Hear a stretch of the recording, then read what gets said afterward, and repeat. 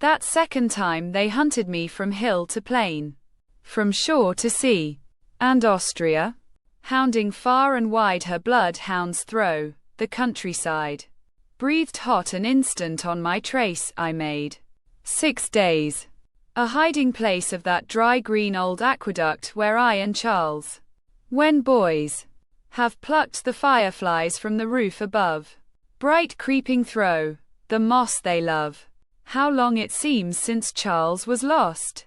6 days the soldiers crossed, and crossed the country in my very sight.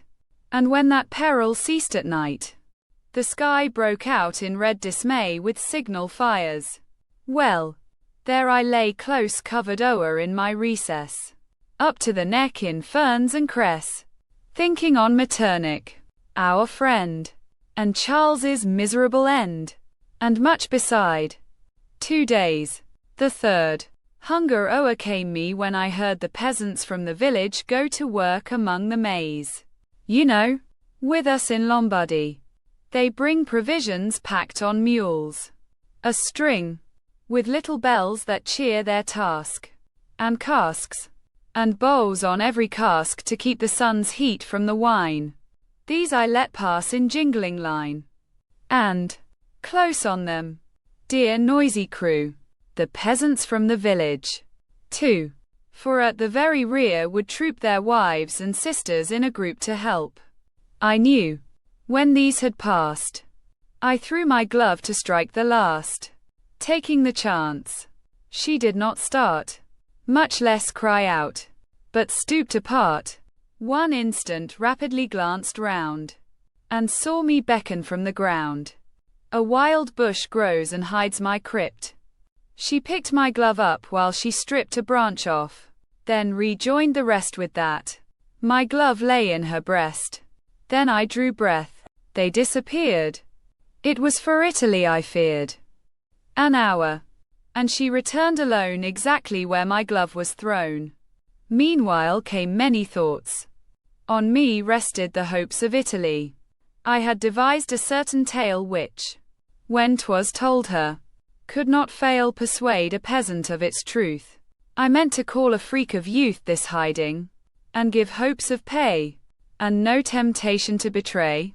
But when I saw that woman's face, its calm simplicity of grace, our Italy's own attitude in which she walked thus far, and stood, planting each naked foot so firm, to crush the snake and spare the worm, at first sight of her eyes, I said, I am that man upon whose head they fix the price. Because I hate the Austrians over us, the state will give you gold, oh, gold so much, if you betray me to their clutch, and be your death, for aught I know, if once they find you saved their foe.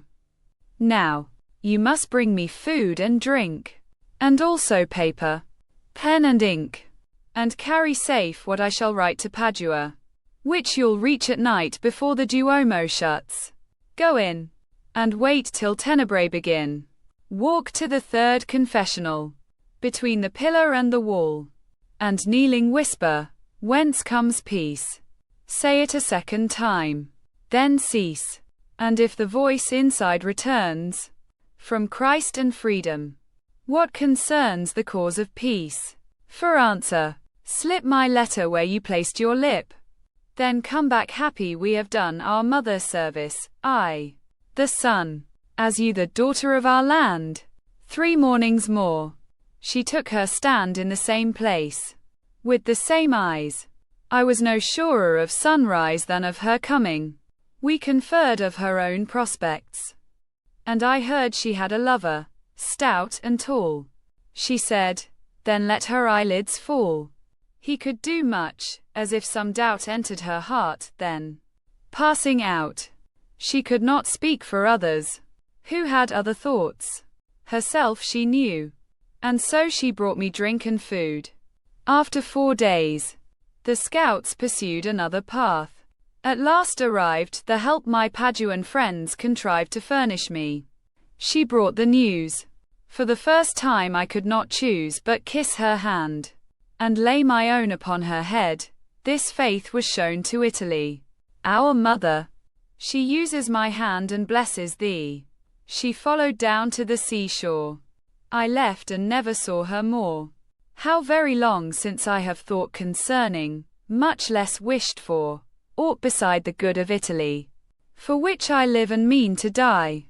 I never was in love, and since Charles proved false, what shall now convince my inmost heart I have a friend? However, if I please to spend real wishes on myself, say 3. I know at least what one should be. I would grasp Metternich until I felt his red wet throat distill. In blood throw these 2 hands. And next. Nor much for that am I perplexed, Charles, perjured traitor, for his part, should die slow of a broken heart under his new employers. Last, there. What should I wish? For fast do I grow old and out of strength. If I resolve to seek at length my father's house again, how scared they all would look, and unprepared. My brothers live in Austria's pay, disowned me long ago, men say, and all my early mates who used to praise me so, perhaps induced more than one early step of mine, are turning wise, while some opine, freedom grows license, some suspect, haste breeds delay, and recollect they always said, such premature beginnings never could endure. So, with a sullen, all's for best, the land seems settling to its rest. I think then, I should wish to stand this evening in that dear, lost land, over the sea 1,000 miles, and know if yet that woman smiles with the calm smile. Some little farm she lives in there, no doubt. What harm if I sat on the doorside bench, and while her spindle made a trench fantastically in the dust, inquired of all her fortunes, just her children's ages and their names, and what may be the husband's aims for each of them. I'd talk this out, and sit there, for an hour about, then kiss her hand once more, and lay mine on her head, and go my way. So much for idle wishing. How it steals the time. To business now.